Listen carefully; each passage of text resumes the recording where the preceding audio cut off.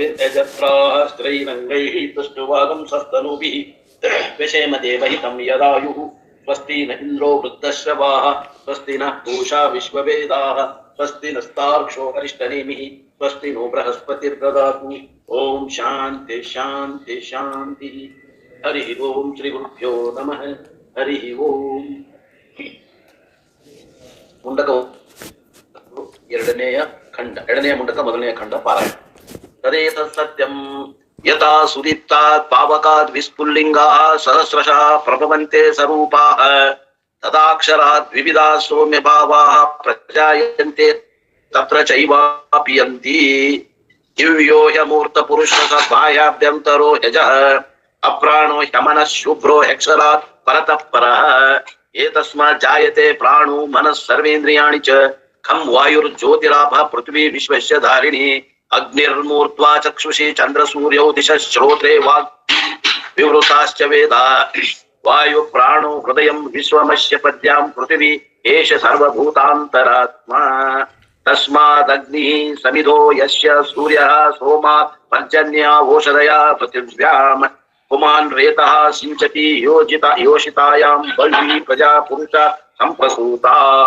तस्मात् ऋचः साम यजुंषि दीक्षा यज्ञाश्च सर्वे ऋतवो दक्षिणाश्च संवत्सरश्च यजमानश्च लोकाः सोमो यत्र भवते यत्र सूर्यः तस्माच्च देवा बहुधा संप्रसूता साध्या मनुष्य पशवो वयांसि प्राणापानौ प्रीयतौ प्रिययौ तपश्च श्रद्धा सत्यं ब्रह्मचर्यं विधिश्च सप्त प्राणा प्रभवन्ति तस्मात् सप्तार्षिषः समरि सप्त होमाः सप्त इमे लोका येषु चरन्ति प्राणा गुहाशया नीता सप्त सप्त अतः समुद्रा गिरियश्च सर्वेस्मात् स्यन्दन्ते सिन्धवः सर्वरूपाः अतश्च सर्वा ओषधयो रसश्च येनैष भूतैः तिष्ठते यन्तरात्मा पुरुषये वेदं विश्वं कर्म तपो ब्रह्म परामृतम् एतद्यो वेद निहितं गुहायां सो अविद्या ग्रन्थिं विकरति सौम्य ನಿನ್ನೆ ನಾಲ್ಕನೇ ಶ್ಲೋಕವನ್ನು ಓದಿಬಿಟ್ಟಿದ್ವಿ. ವಿರಾಟ್ ಉಪಾಸನೆ, ವಿರಾಟದ ಸಮಷ್ಟಿ ಸ್ಥೂಲ ಶರೀರ ಅಭಿಮಾನಿ ವಿರಾಟ್. ನಿನ್ನೆ ಏನ್ ಹೇಳಿದ್ರು? ಸಮಷ್ಟಿ ಸೂಕ್ಷ್ಮ ಶರೀರ ಅಭಿಮಾನಿ ಹಿರಣ್ಯ ಗರ್ಭಾತ್ಮ ಸೂತ್ರಾತ್ಮ ವಿವರಣೆ ಕೊಟ್ಟರು. ಇವತ್ತಿನ ದಿವಸ ಏನ್ ಕೊಡಾಕತ್ತಾರ ಅಂದ್ರೆ ವಿರಾಟ ಸಮಷ್ಟಿ ಸ್ಥೂಲ ಶರೀರದ ವಿರಾಟದ ವರ್ಣನೆ ಹೇಳ್ತಾ ಇದ್ದಾರೆ ಈ ಶ್ಲೋಕದಲ್ಲಿ. ಅಗ್ನಿರ್ಮೂರ್ಧ ಚಕ್ಷುಷಿ ಚಂದ್ರ ಸೂರ್ಯೌ ದಿಶಃ ಶ್ರೋತ್ರೇ ವಾಗ್ ವಿವೃತಾಶ್ಚ ವೇದಾ ವಾಯು ಪ್ರಾಣೋ ಹೃದಯಂ ವಿಶ್ವಮಸ್ಯ ಪದ್ಯಾಂ ಪೃಥ್ವಿ ಹೇಷ ಸರ್ವಭೂತಾಂತರಾತ್ಮ. ಇಲ್ಲಿ ಶಬ್ದ ಅಂತ ನೋಡ್ರಿ. ಯಶ ಯಾವನಿಗೆ, ಯಾವನಿಗೆ ಅಗ್ನಿ ಮೂರ್ಧಾ. ಅಗ್ನಿ ಅಂದ್ರೆ ಇಲ್ಲೇ ಏನ್ ತಗೋಬೇಕು? ಅಗ್ನಿ ಅಂದ್ರ ದ್ಯುಲೋಕ ಅಥವಾ ಸ್ವರ್ಗಲೋಕ. ಸ್ವರ್ಗಲೋಕ ಅನ್ನುವಂಥದ್ದು ಏನದ ಅದು ಏನಾಗಬೇಕು? ಮೂರ್ಧ ತಲೆ, ವಿರಾಟ ಪುರುಷನ ತಲೆ ಅದು. ಸ್ವರ್ಗ ಅನ್ನುವಂಥದ್ದು ವಿರಾಟ ಪುರುಷನ ತಲೆ. ವಿರಾಟ ಉಪಾಸನೆ ಹೇಳಾಗತ್ತಾರೆ. ವಿರಾಟ ಸ್ವರೂಪ ಹೆಂಗದ? ಸಮಷ್ಟಿ ಸ್ಥೂಲ ಶರೀರ ಅಭಿಮಾನಿ. ಯಶ್ಚ ಯಾವನಿಗೆ ಅಂದ್ರೆ ವಿರಾಟನಿಗೆ. ದ್ಯುಲೋಕ ಅಂದ್ರೆ ಸ್ವರ್ಗಲೋಕವು, ಮೂರ್ಧ ಅಂದ್ರೆ ತಲೆಯೋ. ಚಂದ್ರ ಸೂರ್ಯೋ ಚಕ್ಷುಷಿ. ಸೂರ್ಯ ಚಂದ್ರರು ಎರಡು ಕಣ್ಣಿದ್ದಾಗ ಯಾರಿಗೆ? ವಿರಾಟನಿಗೆ. ಕಣ್ಣುಗಳು ಚಕ್ಷುಷಿ. ದಿಕ್ ಶ್ರೋತ್ರೇ ದಿಕ್ಕುಗಳು, ಕಿವಿಗಳು, ದಿಕ್ಕಗಳ ಕಿವಿಗಳು. ವೇದಾಹ ವಾಕ್. ಅವನ ಮಾತುಗಳು ಏನ್ರಿ? ಆ ವಿರಾಟ ಪುರುಷನ ಮಾತುಗಳು ಅಂದ್ರೆ ಏನು? ವೇದಗಳು. ವಾಯು ಪ್ರಾಣ. ಅವನ ಪ್ರಾಣ ಏನೈತಲ್ಲ ಎಲ್ಲ ವಾಯುವಿನ ಅವನ ಪ್ರಾಣ. ವಿರಾಟನ ಪ್ರಾಣ ಯಾವುದು ಅಂದ್ರೆ ವಾಯು ತತ್ವ, ಸಮಷ್ಟಿ ವಾಯು ತತ್ವ. ವಿಶ್ವಂ ಹೃದಯಂ. ಇಲ್ಲಿ ಹೃದಯ ಅಂದ್ರೆ ಮನಸ್ಸು.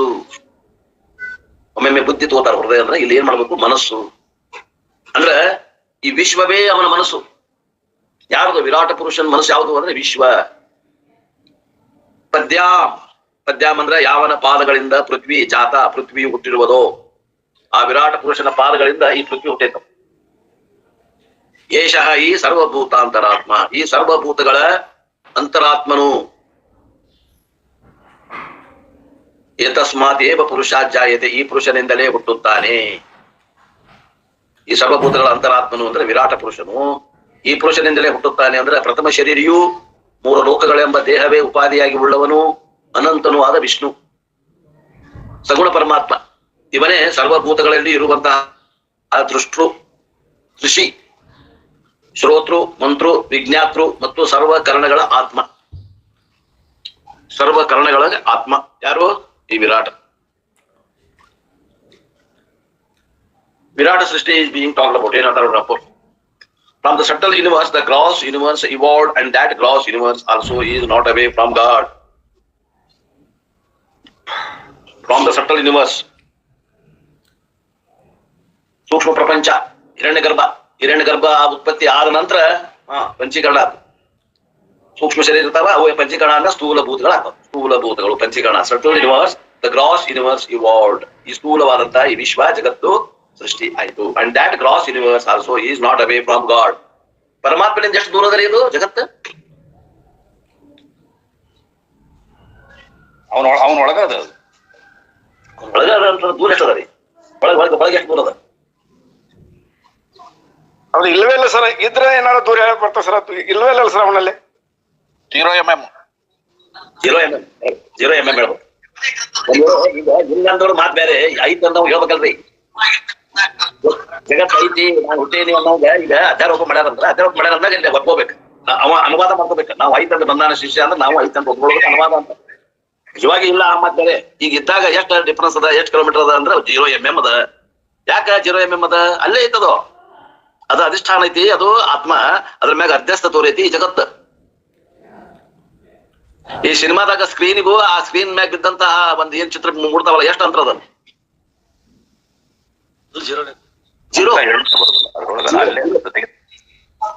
0 ಸತ್ತ ಬೇರೆ ಐತಿ. ಸ್ಕ್ರೀನ್ ಐತಿ, ವ್ಯವಹಾರಿಕ ಸತ್ತ. ಅದ್ರ ಮ್ಯಾಗ ಚಿತ್ರ ಅದಾವು, ಪ್ರಾತಿಭಾಷಿಕ ಸತ್ತ ಭಿನ್ನದ ನೋಡ್ರಿ. ಸತ್ತ ಮಾತ್ರ ಭಿನ್ನದ. ಚಿತ್ರಗಳು ಹೆಂಗದಾವ? ಪ್ರಾತಿಭಾಷಿಕ ಅದಾವ. ಆ ಸ್ಕ್ರೀನ್ ಹೆಂಗದ? ವ್ಯವಹಾರಿಕ ಅದ. ಇಲ್ಲಿ ಜಗತ್ತು ಹೆಂಗದ? ವ್ಯವಹಾರಿಕ ಅದ. ಪರಮಾತ್ಮ ಹೆಂಗದನ? ಪಾರಮಾರ್ಥಿಕ ಅದ. ಸತ್ತ ಭಿನ್ನದ. ಯಾರಿಗೆ ತಿಳಿಲಿಲ್ಲ? ಜನರಿಗೆ ತಿಳಿತಾ? ಸತ್ತ ಭಿನ್ನ ಅಂದ್ರೆ ಒಂದು ಪ್ರಾತಿಭಾಷಿಕ ಇರಬೇಕು, ಅದಕ್ಕೆ ಅಧಿಷ್ಠಾನವಾಗಿದ್ದು ವ್ಯವಹಾರಿಕ ಇರಬೇಕು. ಅದಕ್ಕೆ ಉದಾಹರಣೆ ಯಾವುದು? ಸಿನಿಮಾದಲ್ಲಿ ಇದ್ದಂತ ಸ್ಕ್ರೀನ್, ಪರದೆ. ಇನ್ನ ಪ್ರಾತಿಭಾಷಿಕ ಬದಲಿ ಅದು ವ್ಯವಹಾರಿಕ ಇತ್ತಪ್ಪ ಅಂದ್ರೆ ಅದಕ್ಕೆ ಅಧಿಷ್ಠಾನ ಏನದ? ಪಾರಮಾರ್ಥಿಕ ಇರ್ತದೆ. ಇಷ್ಟ ನೋಡ್ರಿ. ಸತ್ತ ಭಿನ್ನ ಅಂದ್ರೆ ಇವಾಗ ಇದ್ರಾಗ ಮೂರೊಳಗ ಓಡಾಡ್ಕೊ. God alone is behind this gross universe also. ಈ ಒಂದು ಸ್ಥೂಲ ಪ್ರಪಂಚದಿಂದ ಪರಮಾತ್ಮ ತತ್ವ ಇದೆ. ಆ ಇದೆ ಅನ್ನೋದು ಅವಂದ ಎರಬಲ ಪಡೆದ ತೋರ್ತೈತಿ ಜಗತ್ತು. ಯಾಕೆ? ಇದಕ್ಕೆ ಸ್ವತಂತ್ರವಾದ ಇರುವಿಕೆ ಇಲ್ಲ. Therefore, the universe is seen as a very body, the physical body of the Lord. ಈ ಜಗತ್ತು ಏನ್ ತೋಳಕತ್ತಲ್ಲ, ಕಣ್ಣಿಗೆ ಕಾಣಕತ್ತಲ್ಲ, ಇದು ಕಣ್ಣಿಗೆ ಕಾಣಕತ್ತಲ್ಲ, ಕಾಣಕತ್ತೈತಿ. ಈ ಗಿರಿ, ಪರ್ವತ, ನದಿ, ಸಮುದ್ರ, ಎಲ್ಲ ಜೀವರಾಶಿಗಳು ಏನ್ ತೋರಾಕತ್ತವಲ್ರಿ? ನೇಚರ್ ನೈಸರ್ಗಿಕವಾಗಿ ಏನ್ ಕಾಣ? ಹಿಮಾಲಯ, ಸಮುದ್ರಗಳು, ಸಪ್ತ ಸಮುದ್ರಗಳು ಏನ್ ತೋರಾಕತ್ತಾವ? ನೈಸರ್ಗಿಕವಾಗಿ ಏನ್ ತೋರಾಕತ್ತಾವ? ಇದು ಪರಮಾತ್ಮನ ಶರೀರ, ಸ್ಥೂಲ ಶರೀರ ಅಂತ ಕಲ್ಪನಾ ಮಾಡ್ರಿ. ಇದ ಸ್ಥೂಲ ಶರೀರ. ನೀವೇನ್ ನೋಡಕತ್ತಿರಲ್ಲ, ಇದು ಸ್ಥೂಲ ಶರೀರ. ಇದು ವಿರಾಟ್ ಉಪಾಸನೆ. The very physical body of the lord. ಭಗವಂತನ ಸ್ಥೂಲ ಶರೀರ ಇದು. The entire 11th chapter of Gita ವಿಶ್ವರೂಪ ದರ್ಶನಂ is based on this description only. ಮುಂದೆ 11ನೇ ಅಧ್ಯಾಯದಾಗ ವಿರಾಟ್ ರೂಪ ದರ್ಶನ ಮಾಡೋದಾರೆ ಭಗವದ್ಗೀತೆಯೊಳಗ. ಅದು ಏನು ಬೇರೆ ಅಲ್ಲ, ಅದು ಇದೇ ವಿರಾಟನ. ಈಗ ಏನ್ ಹೇಳಕತ್ತೀವಿ? ಇದೇ ವಿರಾಟ್ ರೂಪನ. We think Vishwaroopa is one particular form that came in front of Arjuna. Arjun ಇದ್ದಾಗ ಅರ್ಜುನ್ ಎದುರಿಗೆ ಕೃಷ್ಣ ಏನ್ ತೋರಿಸಿದ? ವಿರಾಟ್ ರೂಪವನ್ನು ತೋರಿಸಿದ. ಯಾವಾಗ? ದ್ವಾಪರ ಕಾಲದಾಗ ತೋರಿಸಿದ್ದ ಅಂತ ನಾವು ತಿಳ್ಕೊತೇವಿ. ಆದ್ರೆ ನಾವ್ ಹಿಂಗ್ ತಿಳ್ಕೊಳ್ಳೋದಿಲ್ಲ. ಈ ಜಗತ್ತಿಗೆ ಸದ್ಯ ಇದು ವಿರಾಟ್ ರೂಪ ಅಂತ ನಮಗೆ ತಿಳಿಯುದಿಲ್ಲ. ವಿಚಾರ ಮಾಡ್ರಿ. ತಿಳಿದೈತೆ ನಮಗೆ? ಅರ್ಜುನ ನೋಡಿದ್ದು ಇದ ವಿಶ್ವರೂಪ ಅನ್ನೋದು ನಮಗ್ ಗೊತ್ತಿತ್ತ? ಇಲ್ಲ. ಈಗ ಹೇಳ್ತಾರ ನೋಡಿ ಗುರುಗಳು, ಇದೇ ವಿಶ್ವರೂಪವನ್ನ ಅವ ನೋಡಿದ್ದ ಅವತ್ತು. There are photos also of that. There is one body with so many heads. Virat ರೂಪ ತೋರಿಸ್ತಾರಲ್ರಿ. ಏನದ? ಅಲ್ಲಿ ಒಂದು ಶರೀರ ತೋರಿಸ್ತಾರ, ಅನೇಕ ಮುಖಗಳನ್ನು ತೋರಿಸ್ತಾರ ವಿರಾಟ್ ರೂಪಕ್ಕೆ. ಎಲ್ಲೇ? ಭಗವದ್ಗೀತೆ 11ನೇ ಅಧ್ಯಾಯದಾಗ. Do not imagine. ಇದು ಇಮ್ಯಾಜಿನ್ ಯಾಕೆ ಮಾಡ್ಬೇಕು? ಕಲ್ಪನೆ ಯಾಕೆ ಮಾಡ್ಬೇಕು? ನೋಡ್ರಲ್ಲ ಜಗತ್ತು ಐತಿ ಇಲ್ಲಿ ನೋಡ್ರಿ. ಎಷ್ಟೋ ಮಂದಿ ಜೀವರಾಶಿಗಳು ಹುಟ್ಟಾಕತ್ತಾರ, ಎಷ್ಟೋ ಮಂದಿ ಸಾಯಾಗತ್ತಾರ, ಎಷ್ಟೋ ಪ್ರಾಣಿಗಳು ಸಾಯಾಗತ್ತಾವ, ಎಷ್ಟೋ ಪ್ರಾಣಿಗಳು ಹುಟ್ಟಾಗತ್ತಾವ, ಗಿಡ ಸಾಯಾಗತ್ತಾವ, ಗಿಡ ಹುಟ್ಟಾಗತ್ತಾವ. ನಡ್ದತಿಲ್ರಿ ಸೃಷ್ಟಿ ಸ್ಥಿತಿ ಲಯ ಈ ಜಗತ್ತ ನಡ್ದತಿಲ್ಲೋ? ಇದ ವಿರಾಟ್ ರೂಪ. ವಿರಾಟ್ ರೂಪ ಅರ್ಜುನ ಒಬ್ಬಂಗ ಕಾಣ್ತೋ? ನಿಮ್ಗೆಲ್ಲ ಕಾಣಕತ್ತೈತೋ?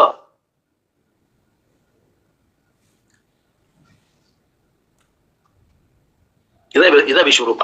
ಇದು ಭಗವಂತನ ಸ್ಥೂಲ ಶರೀರ. Vishwaroopa Ishwara is not a particular form. ವಿಶ್ವರೂಪ ಅನ್ನುವಂಥದ್ದು ಒಂದು ನಿರ್ದಿಷ್ಟವಾದಂತಹ ಏನದ ಒಂದು ಆಕಾರ ಅಲ್ಲ. ಇದೇನ್ ಕಾಣತೈತಿ ಇದೆ. All the forms put together is called Vishwaroopa darshana. ಎಲ್ಲಾ ಏನದಾವ ರೂಪಗಳು ಏನದಾವ ಈ ವಿಶ್ವದಾಗ ಅವನ್ನೆಲ್ಲವನ್ನು ಕೂಡಿಸಿಟ್ಟಾರೆ. ಅದಕ್ಕೆ ಏನಂತಾರ ವಿಶ್ವರೂಪ. When is it available? ವಿಶ್ವರೂಪ ನಮ್ಗೆ ಯಾವಾಗ ಕಾಣಾಕತೈತ್ರಿ? ನಮ್ಗೆ ಭಗವದ್ಗೀತೆ 11ನೇ ಅಧ್ಯಾಯ ಕಾಣಾಕತೈತ್ರಿ ಅಂತ ಅಂದ್ರ ಯಾರೋ ಒಬ್ರು. ಭಗವದ್ಗೀತಾ 11ನೇ ಅಧ್ಯಾಯದಾಗ ವಿಶ್ವರೂಪ ಕಾಣಾಕತೈತ್ರಿ ಅಂತಂದ್ರ ಅಲ್ಲಿ ಮತ್ತೆ ಇದೇನ್ ಈ ಕಾಣಾಕತೈತಲ್ಲ, ಇದೇ ವಿಶ್ವರೂಪ. ಅವಾಗ like somebody asked, when can you find God? He replied, in Google, because in Google everything is available. Same way Vishwarupa is available, is not in the 11th chapter of Gita. Vishwarupa is available in all the people all the time, provided who look at the universe as a very manifestation of the Lord.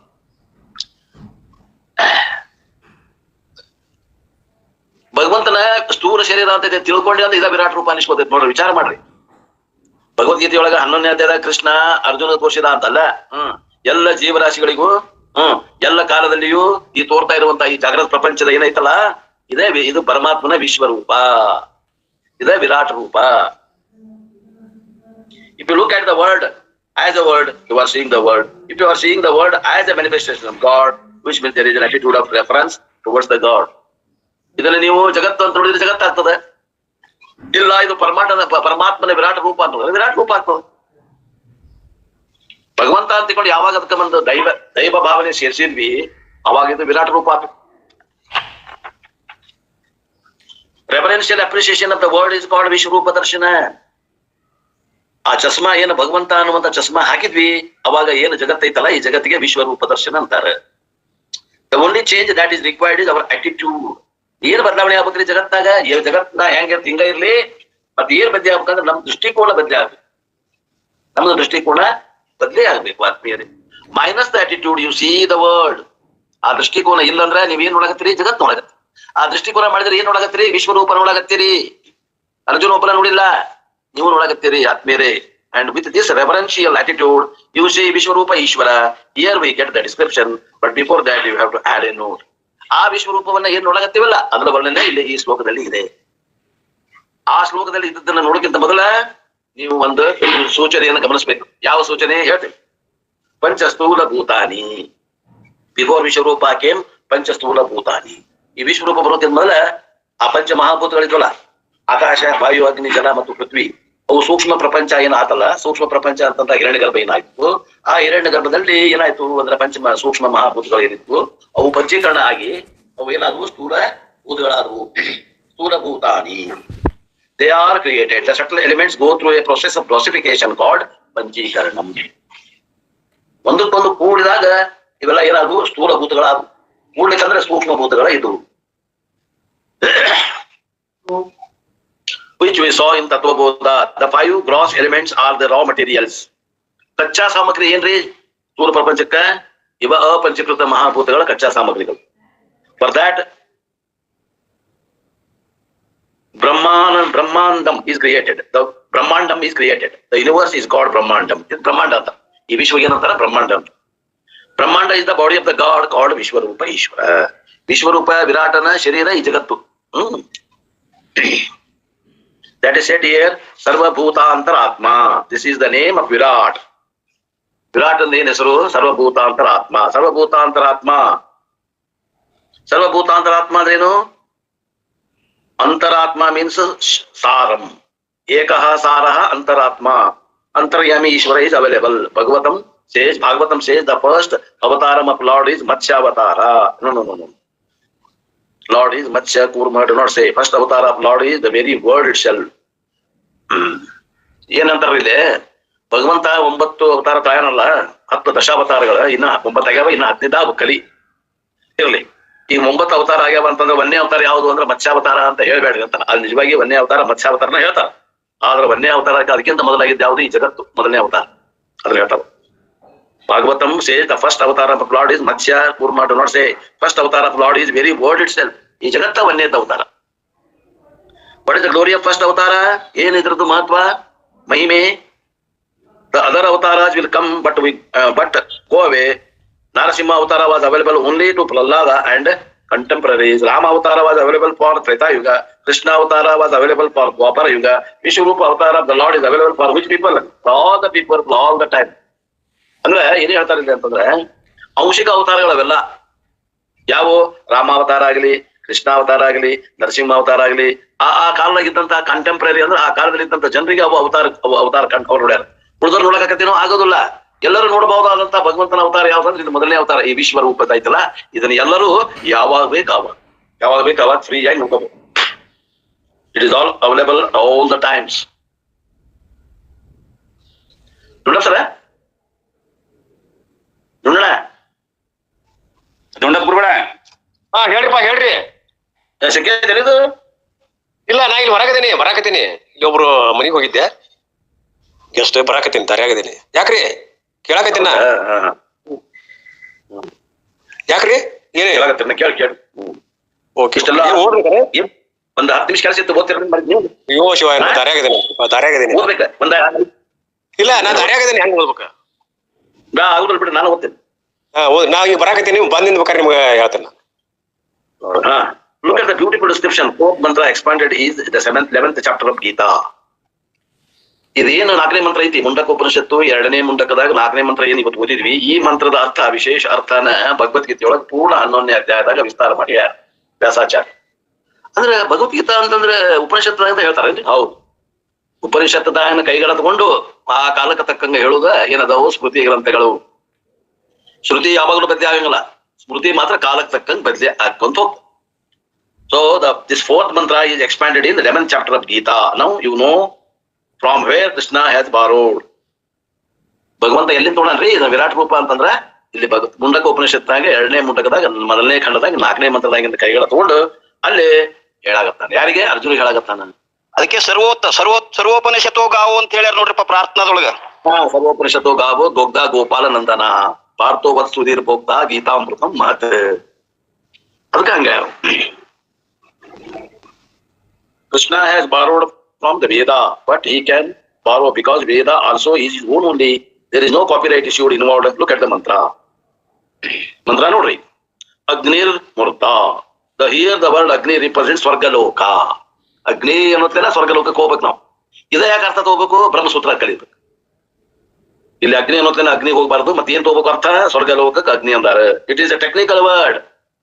Technical ಅಂತಂದ್ರೆ ಏನರ್ಥ? ಇದು ಒಂದು ಪಾರಿಭಾಷಿಕ ಶಬ್ದ, ಇದು ಲೌಕಿಕ ಶಬ್ದ ಅಲ್ಲ, ಪಾರಿಭಾಷಿಕ. ಈ ಶಾಸ್ತ್ರದಲ್ಲಿ ಬಳಸುವಂತ ಶಬ್ದ. ಇವುಗಳೇನು ವೇದದಲ್ಲಿ ಮಾತ್ರ ಉಪಯೋಗ ಮಾಡಿದ್ದು. ದ ಅಪ್ಪರ್ ವರ್ಡ್ ಇದು ಏನಂತಂದ್ರೆ, ಇದು ಸ್ವರ್ಗ ಅಂದ್ರೆ ಏನ್ರಿ? ಮತ್ ಮುಂದೆ ಇದು ಸ್ವಲ್ಪ ಶ್ರೇಷ್ಠವಾದಂತ ಲೋಕ. ಮ್ಯಾಗ ಅಂದ್ರೆ ಏನು? ಶ್ರೇಷ್ಠವಾದ ಲೋಕ ಅಷ್ಟೇ. ತಿಳ್ಕೊಂಡ್ಬಿಟ್ರಿ, ಮ್ಯಾಗ ತೆಳಗ ಅನ್ನಕ್ ಬರುದಿಲ್ಲ. ಪೃಥ್ವಿ ಗುಂಡದ ಮ್ಯಾಗ ಅಂತ ಕಣಂತೀರಿ, ಚೌಕಿದ್ರೆ ಮ್ಯಾಗ ಅನ್ಬೋದಾಗಿತ್ತು, ಗುಂಡಗದಲ್ಲ. ಇಲ್ಲಿ ನಾವು ಮ್ಯಾಗ ಅಂತಿದ್ದು ಆಸ್ಟ್ರೇಲಿಯಾ ಇವರಿಗೆ, ಯಾರಿಗೆ ಆ ಕಡೆ ತಳಗ ಇನ್ನೊಂದು ಭಾಗದಾಗ ಯಾರದಾರ? ಇವ್ರು ಅದ, ಅಮೆರಿಕದವ್ರು ಅದ. ಅವ್ರಿಗೆ ಮ್ಯಾಗ ಅಂದ್ರೆ ಆಚೆ ಕಡೆ ಆಕತಿ, ಪಾತಾಳ ಕಡೆ. ಅದಕ್ಕೆ ಮ್ಯಾಗ ತೆಳಗ ಅಂತ ಏನಿಲ್ಲ, ಶ್ರೇಷ್ಠ ಮತ್ತು ಕನಿಷ್ಠ. ಎಲ್ಲೆಲ್ಲಿ ಮೇಲೆ ತೆಳಗ ಅಂತಾರಲ್ಲ ಅವೆಲ್ಲ ಶ್ರೇಷ್ಠ ಲೋಕ ಮತ್ತು ಕನಿಷ್ಠ ಲೋಕಗಳು ಅಂತ ತಿಳ್ಕೊಂಡ್ರು. The upper world and the upper world, the ಅಗ್ನಿ ಸೂರ್ಯ ಭಗವಾನ್, and the upper world where Surya Bhagavan is there is the head of the Bhagavan. And if Swarga, the heaven, is the head of the Virat Ishvara, what are the eyes of the Lord? ಭಗವಂತನ ತೆಲಿನ ಸ್ವರ್ಗ, ಭಗವಂತನ ತಲೆ ವಿರಾಟ್ ರೂಪ, ಭಗವಂತನ ತೆಲಿನ ಸ್ವರ್ಗ ಅಂದಾಗ ಕಣ್ಣುಗಳು ಯಾವ್ರಿ ಹೇಳ್ತಾರ ನೋಡಿ. ಚಕ್ಷು ಚಂದ್ರ ಸೂರ್ಯವು, ಒಂದು ಚಂದ್ರ, ಒಂದು ಸೂರ್ಯ, ಒಂದು ಎಡಗಣ್ಣು, ಒಂದು ಬಲಗಣ್ಣು. Surya and Chandra are the eyes of the lord. ಈ ವಿರಾಟನ 2 ಕಣ್ಣುಗಳು. That is why we revere and worship them. ಆದ್ರಿಂದ ನಾವು ಸೂರ್ಯಚಂದ್ರರನ್ನ ಪೂಜಿಸ್ತೇವೆ, ಗೌರವಿಸ್ತೇವೆ. ಎವ್ರಿ ಪೂರ್ಣಿಮೆ has got one important function.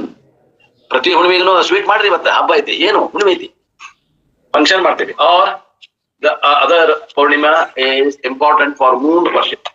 ಪ್ರತಿಯೊಂದು ಹುಣ್ಣಿಮೆಗೂ ಚಂದ್ರನ ಪೂಜೆ ಮಾಡ್ತೀವಿ. And early morning is important for Surya worship. ಮುಂಜಾನೆ ಎದ್ದಾಗನೇ ಸೂರ್ಯನಿಗೆ ಉಪಾಸನೆ ಮಾಡ್ತಾರೆ.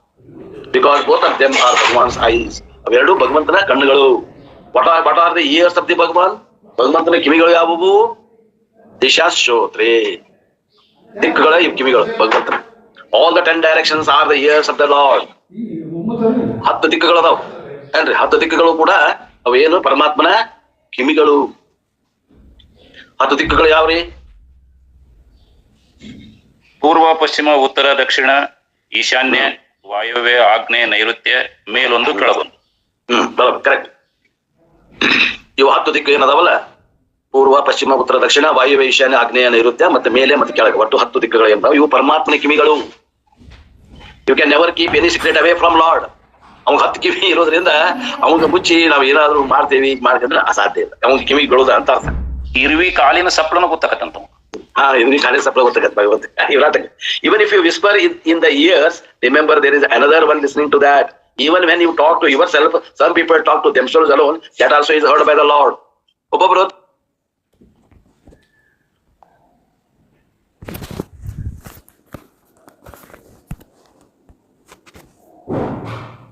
ಎಂಬ ಅಗ್ನಿಯಿಂದ ಹುಟ್ಟಿದ ಸೋಮನಿಂದ ಮನುಷ್ಯ ಪರ್ಜನ್ಯನು ಹುಟ್ಟುತ್ತಾನೆ. ಪರ್ಜನ್ಯದಿಂದ ಪೃಥ್ವಿಯಲ್ಲಿ ಸಸ್ಯಗಳು ಹುಟ್ಟುತ್ತವೆ. ಸಸ್ಯ ಪರಿಣಾಮವಾದ ರೇತಸ್ಸನ್ನು ಪುರುಷನು ಸ್ತ್ರೀಯಲ್ಲಿ ಸಿಂಚರಿಸುತ್ತಾನೆ. ಈಗ ಅನೇಕ ಪ್ರಜೆಗಳು ಪರಮ ಪುರುಷರಿಂದ ಹುಟ್ಟುತ್ತಾರೆ ಅನ್ನುವಂಥ ವಿಷಯವನ್ನ ನಿನ್ನೆ ನಾವು ನೋಡ್ತಾ ಇದ್ವಿ. ಈ ದ್ಯುಲೋಕ ಅಥವಾ ಅಗ್ನಿ ಅಂತಂದ್ರೆ ಇಲ್ಲಿ ಸ್ವರ್ಗಲೋಕ ಅಂತ ಹೇಳ.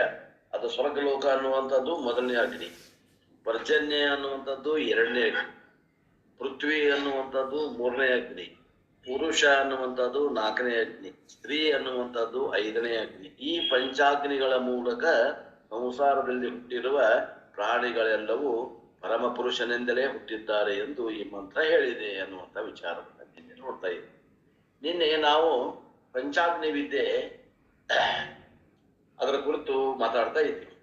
ಅವ್ರು ಹೇಳ್ತಾ ಇದ್ರು ಪಂಚಾಗ್ನಿ ವಿದ್ಯೆ ಬಗ್ಗೆ ಹೇಳ್ತಾ ಇದ್ರು. ಪ್ರೇತ ಜೀವ ಅನ್ನುವಂಥದ್ದನ್ನ ಹೇಳಿದ್ರು. ಪ್ರೇತ ಜೀವ ಅಂತಂದ್ರೆ ಈ ಸೂಕ್ಷ್ಮ ಸ್ಥೂಲ ಶರೀರವನ್ನು ಬಿಟ್ಟು ಉಳಿದ ಏನೈತಲ್ಲ ಕಾಂಪ್ಯಾಕ್ಟ್, ಅದಕ್ಕೆ ಪ್ರೇತ ಜೀವ ಅಂತ ಹೇಳ್ತಾರೆ.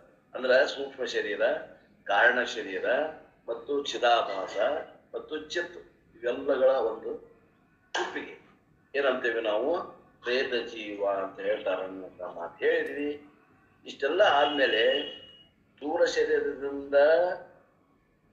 ಶರೀರ ಒಂದ ಬಿಡುಗಡೆ ಬಂತು. ಸೂಕ್ಷ್ಮ, ಕಾರಣ ಮತ್ತು ಚಿದಾಭಾಸ, ಚಿತ್ ಇವು 4 ಕೂಡಿನೇ ಜನ್ಮಾಂತರದಿಂದ ಜನ್ಮಾಂತರಕ್ಕೆ ಹೋಗ್ತವು. ಈಗ ಸ್ಥೂಲ ಶರೀರ ಇಲ್ಲೇ ಬಿತ್ತು. ಅದನ್ನ ಅವರವರ ಸಂಸ್ಕಾರಕವಾಗಿ ಅದನ್ನ ಸಂಸ್ಕಾರ ಮಾಡ್ತಾರೆ. ಕೆಲವು ಮಂದಿ ಸುಡ್ತಾರೆ, ಕೆಲವು ಮಂದಿ ಅದನ್ನ ಹುಯ್ಯುತ್ತಾರೆ. ಬಟ್ ಪಂಚಭೂತಗಳಿಂದ ಆದಂತ ಈ ಶರೀರ ಪಂಚಭೂತಗಳಿಗೆ ಹೋಗ್ತದೆ. ಅಗ್ನಿ ಭಾಗ ಅಗ್ನಿಗೆ ಹೋಗ್ತದೆ, ನೀರಿನ ಭಾಗ ನೀರಿಗೆ ಹೋಗ್ತದೆ, ಪೃಥ್ವಿ ಭಾಗ ಪೃಥ್ವಿಗೆ ಹೋಗ್ತದೆ, ಆಕಾಶದ ಭಾಗ ಆಕಾಶಕ್ಕೆ ಹೋಗ್ತದೆ, ವಾಯುವಿನ ಭಾಗ ವಾಯುವಿಗೆ ಹೋಗ್ತದೆ. ಇವು ಮಾತ್ರ ಏನದ ಸೂಕ್ಷ್ಮ ಶರೀರ, ಕಾರಣ ಶರೀರ ಮತ್ತು ಚಿದಾಭಾಸ, ಚಿತ್ತು ಇವು 4 ಏನಾಗ್ತಾವು ಜನ್ಮಾಂತರದಿಂದ ಹಂಗ ಹೋಗುವುದು.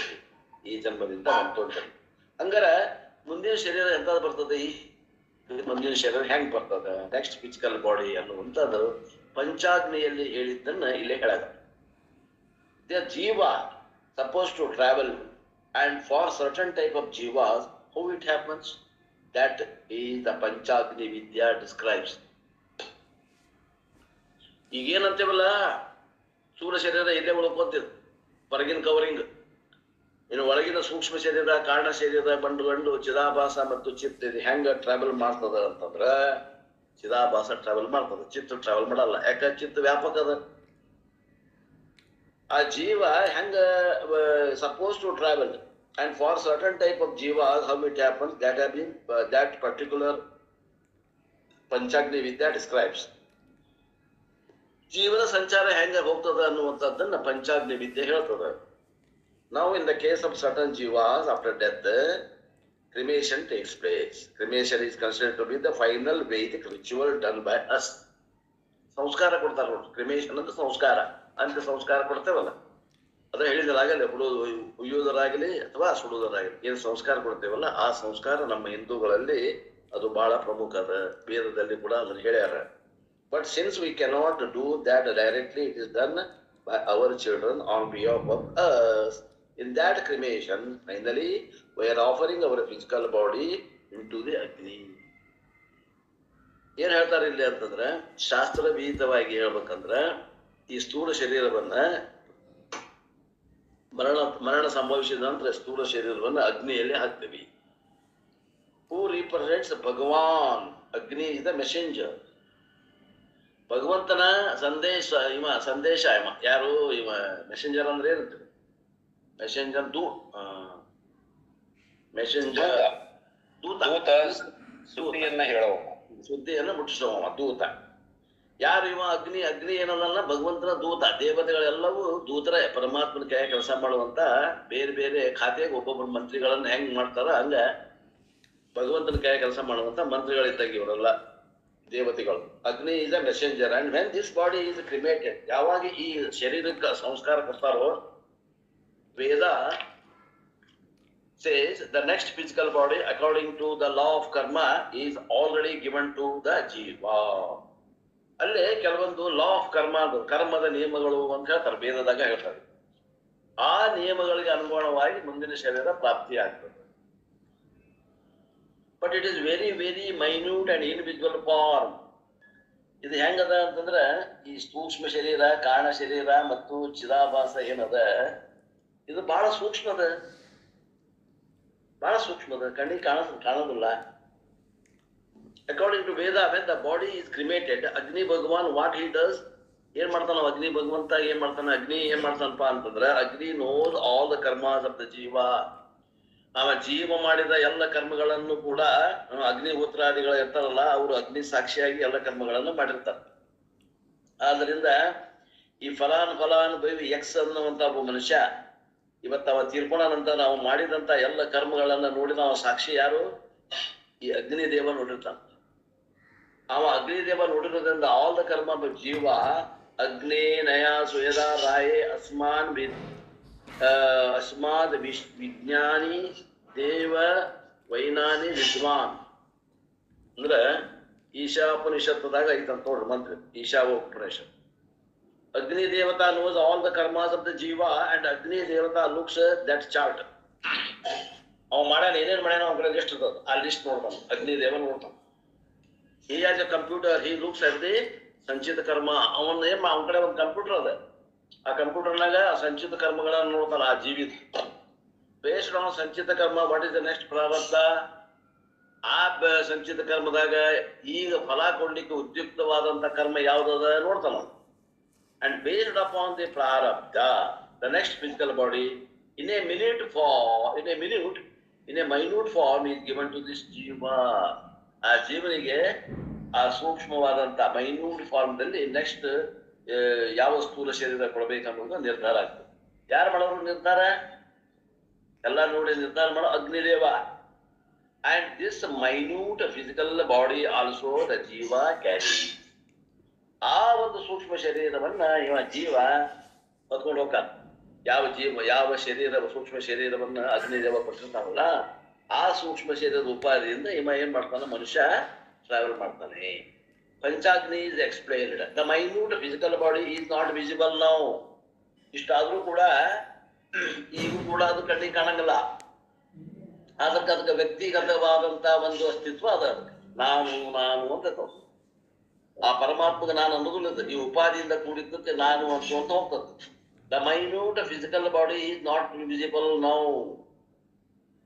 Y? It is minute, it is not usable now. ಉಪಯೋಗ ಮಾಡಕ್ಕೆ ಬರಂಗಲ್ಲ.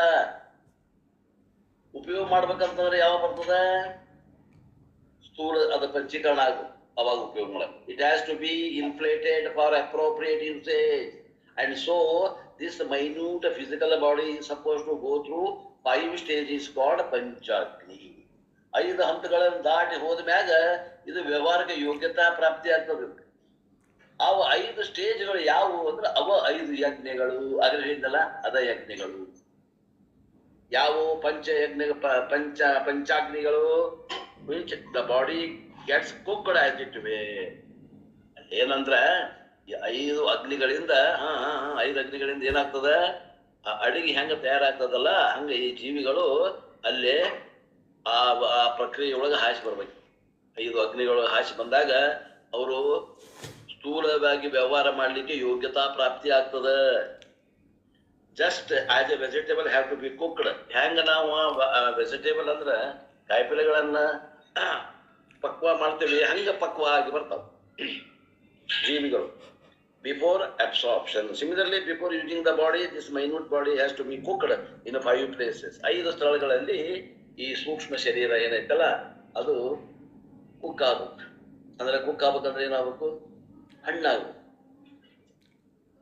Called Panchagni. In each level of cooking, the body will become what? More evolved. ಪ್ರತಿಯೊಂದು ಹಂತದಾಗ ಅದು ವ್ಯವಹಾರಕ್ಕೆ ಮಾಡ್ಲಿಕ್ಕೆ ಯೋಗ್ಯತಾ ಪ್ರಾಪ್ತಿ ಹಾಕೋಂತ 5 ಸ್ಟೇಜ್ನಾಗ ಡೆವಲಪ್ಮೆಂಟ್ ಆಗ್ತದೆ. ಪೂರ್ಣವಾಗಿ ಡೆವಲಪ್ಮೆಂಟ್ ಆಗ್ಬೇಕಂದ್ರೆ 5 ಸ್ಟೇಜ್ ಬೇಕು.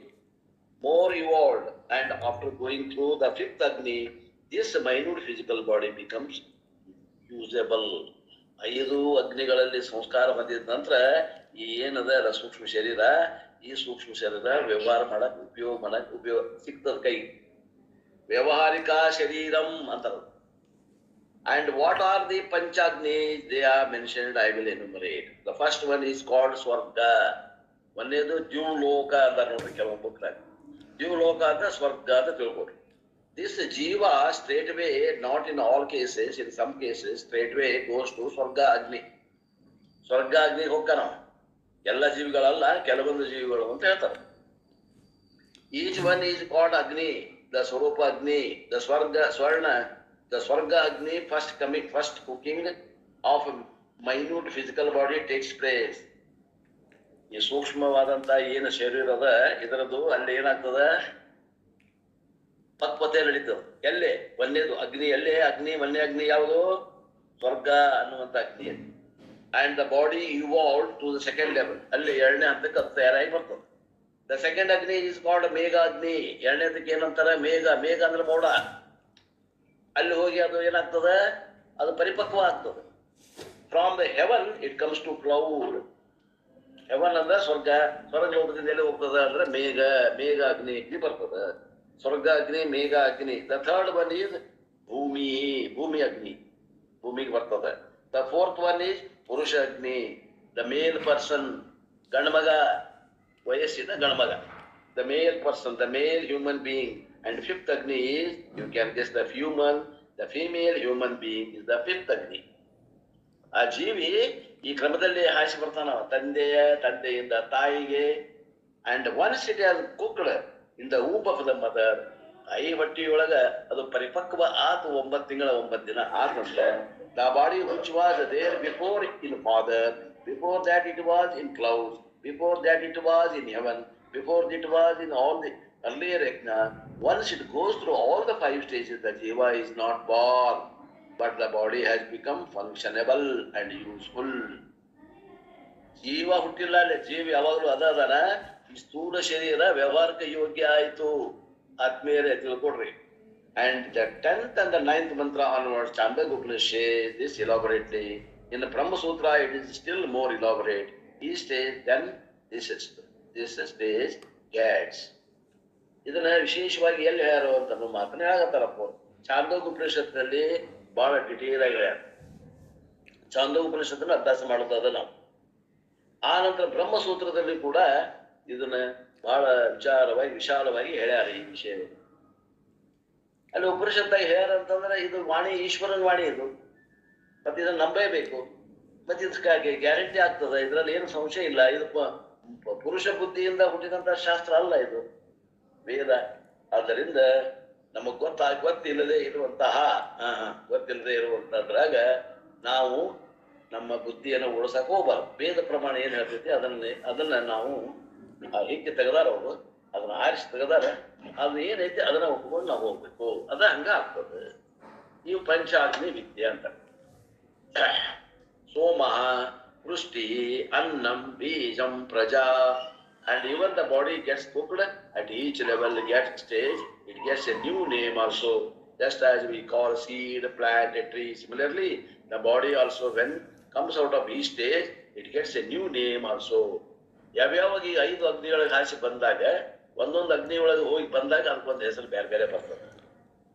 The name also has been said in Vedas. I will give you. When it comes out of Swarga, ಸ್ವರ್ಗ ಯಜ್ಞದಾಗ ಹಾಸಿ ಬಂತಂದ್ರ the jiva shariram or jiva is called somaha. ಸೋಮ ಅಂತ ಅಲ್ರಿ. ಒಂದೇ ಅಗ್ನಿ ಒಳಗೆ ಹಾಸಿ ಬಂತಂದ್ರ ಆ ಜೀವಿಗೆ ಏನಂತ ಹೆಸರು? ಸೋಮಃ ಭವಂತಿ. What is Somaha? The body itself is called Somaha. Sharirakana antara Somaha. This is the first stage, first level. Then when it comes out of Megha, it is called Vrishtihi or rain. ಅದು ಯಾವಾಗ ಎರಡನೇ stage ಎರಡನೇ ಅಗ್ನಿಯೊಳಗೆ ಹಾಸಿ ಬಂತು ಅಂದಾಗ ಅದಕ್ಕೆ ಏನಂತಾರ ವೃಷ್ಟಿ ಅಥವಾ ಮಳೆ ಅಂತ ಹೇಳ್ತಾರೆ. ಇವೆಲ್ಲ ಏನು ಆ ಸೂಕ್ಷ್ಮ ಶರೀರದ ಪಕ್ವತೆಯ ಹಂತಗಳು. ಅದ ಜೀವ ಶರೀರ ಈ suppose to be in rain waters. ಅವಾಗ ಆ ಜೀವ ಎಲ್ಲಿರ್ತಾನಂದ್ರೆ ಮಳೆಯ ನೀರಿನಲ್ಲಿ ಇರ್ತಾನ. Therefore in the rain ಜೀವ ಶರೀರಂ is there. ನೀರೊಳಗ ಅನೇಕ ಜೀವರಾಶಿಗಳು ಬರ್ತಾವ ಮಳೆಯೊಳಗ. But can you see that with the microscope ನಿಂದ ನೋಡಕ್ ಆಗ್ತೈತೇನ್ರಿ? Do not ask. ಇಂಥ ಪ್ರಶ್ನೆಗಳನ್ನು ಕೇಳಬೇಡ್ರಿ. With the microscope, something else will be visible. In the rainwater, the jivas come down, Somaha to Vrishti. In the third stage, from rainwaters, it enters into the plant kingdom. ಸಸ್ಯಗಳಲ್ಲಿ ಹೋಗ್ತದ ಜೀವಿ, ಆ ಸ್ಥೂಲ ಶರೀರ ಸಸ್ಯದಲ್ಲಿ ಬೆಳವಣಿಗೆ ಹೊಂದಬೇಕು. And is called Annam. ಅವಾಗ ಅನ್ನಂ ಅಂತ ಹೆಸರಕ್ಕೆ. Assuming that they are vegetarian, otherwise from plant to animal meat, the way they have to choose. Therefore, Annam is the name of their third level. ಮಾಂಸಾಹಾರಿಗಳಿದ್ರಂದ್ರ ಅನ್ನದಿಂದ ಪ್ರಾಣಿಗಳಿಗೆ ಹೋಗಿ ಪ್ರಾಣಿಗಳಿಂದ ಮಾಂಸಾಹಾರ ಜೀವಿಗಳಲ್ಲಿ ಪ್ರವೇಶ ಆಗ್ತದೆ. ಇಲ್ಲಾಂದ್ರೆ ಸಸ್ಯಾಹಾರಿಗಳಿದ್ರಂದ್ರೆ ಆ ಸಸ್ಯದಿಂದ ಅಲ್ಲಿ ಪರಿಪಕ್ವವನ್ನು ಹೊಂದಿ ತಂದೆಯ ವೀರ್ಯಕ್ಕೆ ಅದು ಜೀವಿ, ಅದು ಸ್ಥೂಲ ಶರೀರ ಟ್ರಾನ್ಸ್ಫರ್ ಆಗ್ತದೆ. Soma to Vrishti to Annam and Shariram of the Jiva. Then once it has entered the body of the male, the Annam gets converted into seed for the birth of the child. Bija Rupadinda, Bija. The seed in the male body is called Bijam or Retas. Bija Tari Retas Satiri. Somya Vrishti Annam Bijaha. And once it enters the woman's body, as a seed, it comes out. The woman, it has made a necessary contribution. And what comes is called Praja. ಅಲ್ಲಿಂದ ಆ ತಾಯಿ ಉದರದಿಂದ ಬಂದಾಗ ಆ ಸ್ಥೂಲ ಶರೀರಕ್ಕೆ ಹೆಸರು ಏನಿಟ್ಟಾರ ಅಂತಂದ್ರೆ ಪ್ರಜಾ. ಪ್ರಜಾ means what? The living body is born. ಬದುಕಲಿಕ್ಕೆ ಈ ವಾತಾವರಣದಲ್ಲಿ ಬದುಕಲಿಕ್ಕೆ ಆಗುವಂತಹ ಒಂದು ಸಾಮರ್ಥ್ಯ ಇರುವಂತಹ, ವ್ಯವಹಾರಕ್ಕೆ ಯೋಗ್ಯವಾಗಿರುವಂತಹ, ಕಣ್ಣಿಗೆ ಕಾಣುವಂತಹ ಒಂದು ಶರೀರ ಪ್ರಾಪ್ತಿ ಆಗ್ತದೆ. ಹಾಗಾದ್ರೆ ಏನೇನಾದವು ಶರೀರಕ್ಕೆ ಹೆಸರೇ ಬಂದವು? ಒಂದನೇದ್ದು ಅಗ್ನಿಯೊಳಗೂ ಬರುತ್ತೆ ಸೋಮಃ, ಎರಡನೇ ಅಗ್ನಿಯೊಳಗೂ ಬರುತ್ತೆ ವೃಷ್ಟಿ, ಮೂರನೇ ಅಗ್ನಿಯೊಳಗೂ ಬರುತ್ತೆ ಈ ಸ್ಥೂಲ ಶರೀರಕ್ಕೆ ಅನ್ನಂ ಅಂದ್ರು, ನಾಲ್ಕನೇ ಅಗ್ನಿಯೊಳಗೆ ಹೋಗಿ ಬಂದಾಗ ಅದಕ್ಕೆ ಬೀಜ ಅಂದ್ರು, ಐದನೇದ್ದು ಮತ್ತು ಕೊನೆಯದ್ದು ಹೋಗಿ ಬಂದಾಗ ತಾಯಿ ಹೊಟ್ಟೆಗಿದ್ದು ಬಂದಾಗ ಅದಕ್ಕೆ ಏನಂದ್ರು ಸ್ಥೂಲ ಶರೀರಕ್ಕೆ ಪ್ರಜಾ. ಪ್ರಜಾ. 5 agnis and 5 stages of jiva. Swarga to Megha, Megha to Bhumi, Bhumi to Purusha, Purusha to Nari. Nari means woman. Swarga, Megha, Bhumi, Purusha, Nari are all 5 cooking places. ಈ ಒಂದು ಸ್ಥೂಲ ಶರೀರವನ್ನ ಪಕ್ವತೆ ಮಾಡಲಿಕ್ಕೆ ಮಾಡುವಂತ ಸ್ಥಳಗಳಿವು 5 ಸ್ಥಳಗಳು. 5 stoves. 5 ಸ್ಟೋವ್, ಅಡಿಗೆ ಮಾಡೋ stove ಅಂತ ತಿಳ್ಕೊಡ್ರಿ ಅಂತಾರೆ. ಅಂಡ್ ಸೋಮಃ, ವೃಷ್ಟಿ, ಅನ್ನಃ, ಬೀಜಂ, ಪ್ರಜಾ R 5 stages of jiva. 5 stages of jiva ಅಥವಾ ಸ್ಥೂಲ ಶರೀರ. Now we have got a ಪ್ರಜಾ ಬಾಡಿ. ಈಗ ತಾಯಿ ಹೊಟ್ಟೆಗಿಂದ ಮಗು ಹುಟ್ಟು 9 ತಿಂಗಳು 9 ದಿನ ಆಯ್ತು, ಮಗು ಹುಟ್ಟು, ಅದಕ್ಕೆ ಏನನ್ಬೇಕು? ಪ್ರಜಾ. But the Mundaka Upanishad does not elaborate this like Chandogya and Brihadaranyaka. In one mantra, just these names are given, which we will see now. The next class ಅಂತ ಅವ್ರು ಅಂತಾರೆ, ನಾವು ಇನ್ನ ಟೈಮ್ ಆಗಿಲ್ಲ, ಆದ್ದರಿಂದ which we will see now. ಇವೆಲ್ಲ ವಿಶೇಷವಾದಂತ ಏನ್ ಹೇಳಿದ್ರಿ ಪಂಚಾಗ್ನಿಗಳ ಬಗ್ಗೆ, ಈ ವಿಷಯವನ್ನ ಬೃಹದಾರಣ್ಯಕ ಉಪನಿಷತ್ತು ಮತ್ತು ಚಾಂದೋಗ್ಯ ಉಪನಿಷತ್ತು ಕೊಟ್ಟಿದೆ. ಇಲ್ಲೇ ಬರೇ ಶಾರ್ಟ್ಕಟ್ ನಾಗ ಹೇಳಿ ಮುಖ್ಯ.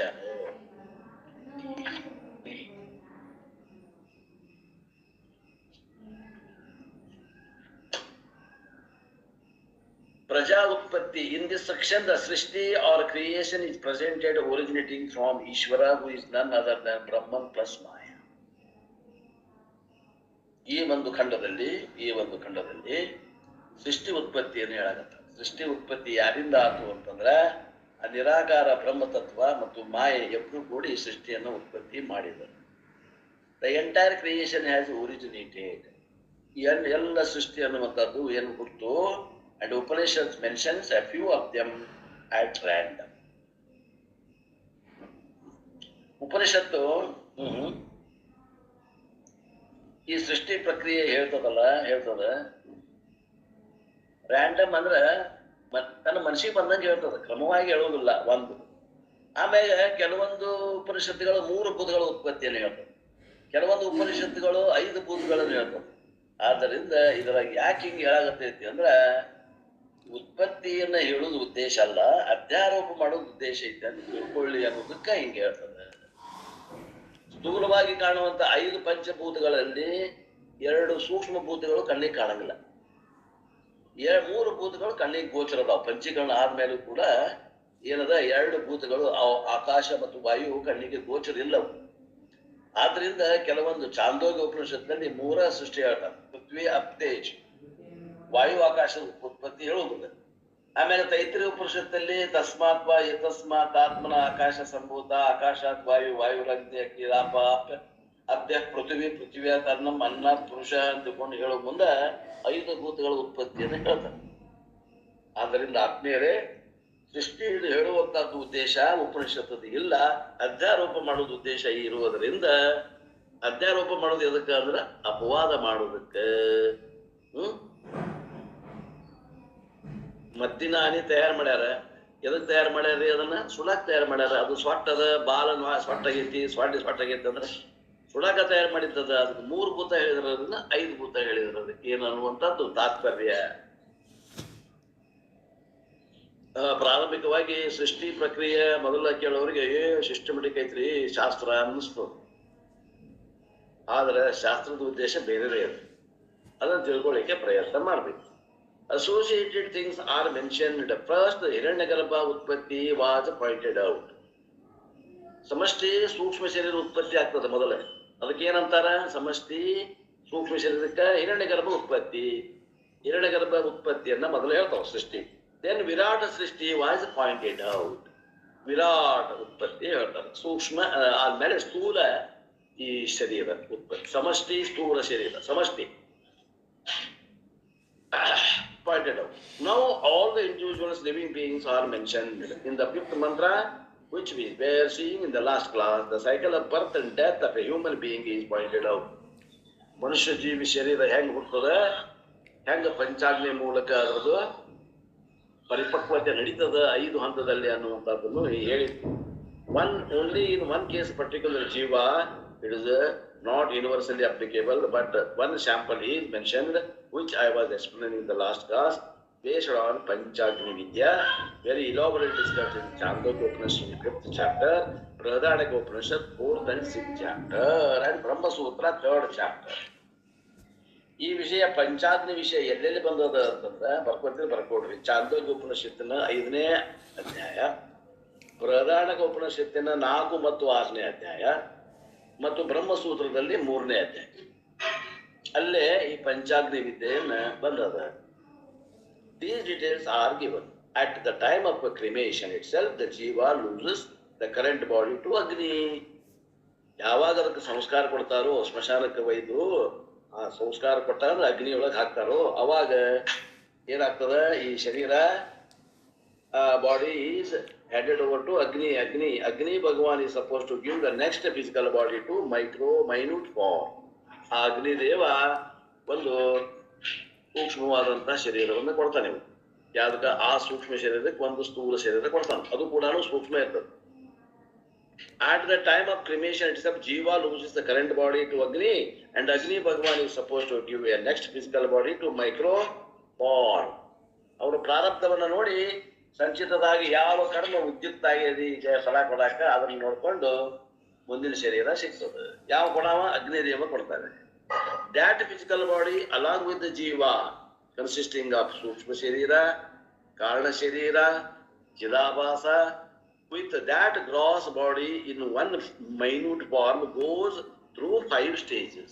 ಅದೆಲ್ಲದ ಮಿಶ್ರಣ ಆಗಿ 5 ಹಂತದಲ್ಲಿ ಬದಲಾವಣೆ ಹೊಂದದ. goes through 5 levels of evolution. ಅಲ್ಲಿ ಎವಲ್ಯೂಷನ್ ಅಂತಂದ್ರೆ ಕನ್ನಡದಾಗ ಏನಂತಾರೆ ಅದಕ್ಕೆ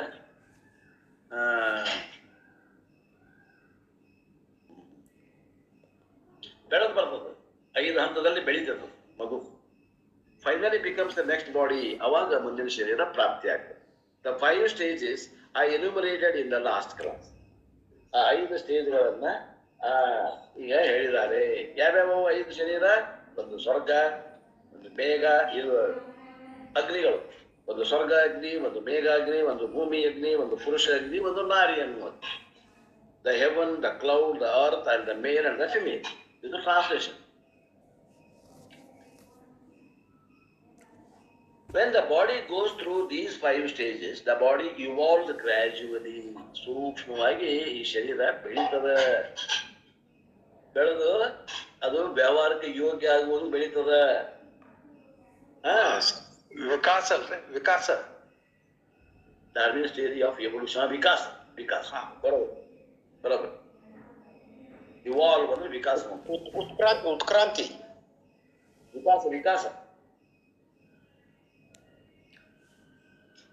ವಿಕಾಸನ ಬರೋಬರಿ. ಡಾರ್ವಿನ್ಸ್ ಥಿಯರಿ ಆಫ್ ಎವಲ್ಯೂಷನ್ ಅಂತೇವಲ್ಲ, ಡಾರ್ವಿನ್ಸ್ ಅಂದ್ರೆ ಏನಂತ ಕನ್ನಡದಾಗ ವಿಕಾಸ ಅಂತೇವಿಲ್ಲ ನಾವು. ವಿಕಾಸನ ಕರೆಕ್ಟ್ ರೀ. ವಿಕಾಸನ ಡಾರ್ವಿನ್ ಥಿಯರಿ ಆಫ್ ಎವಲ್ಯೂಷನ್. ವಿಕಾಸ ಅಂತ 5 ಹಂತದಲ್ಲಿ ವಿಕಾಸವಂತದ ಅದು. ಆ ಏನು ಅಗ್ನಿ ಕೊಟ್ಟಂತ ಶರೀರ ಮತ್ತು ಸೂಕ್ಷ್ಮ ಶರೀರ ಮತ್ತು ಕಾರಣ ಶರೀರ ಮತ್ತು ಆಭಾಸ ಇವೆಲ್ಲವೂ ಕೂಡಿ 5 ಕಡೆ ಹೋಗಿ ಅದು ಪಕ್ವತೆಯನ್ನು ಹೊಂದತ್ತೆ. ಸೋಮಃ, ವೃಷ್ಟಿ, ಅನ್ನಂ, ಬೀಜ ಅಂಡ್ ಪ್ರಜಾ. Soma is the first stage, Vrishti is the next stage, then next one is Annam, the next one is seed of the male body and father, and it becomes Garbha, the baby in the mother womb, and then it comes out. Panchagni Vidya, in this shloka, these are just hinted at. Look at the first line. Tasmad Agni Samido Yasha Surya. Highly technical verse. ಸಾಮಾನ್ಯ ಜನರಿಗೆ ಈ ಶಬ್ದಗಳ ಅರ್ಥನೇ ಆಗುವುದಿಲ್ಲ. ಇಲ್ಲೆಲ್ಲ ಪಾರಿಭಾಷಿಕ ಶಬ್ದಗಳನ್ನು ಬಳಸ್ಯಾರ.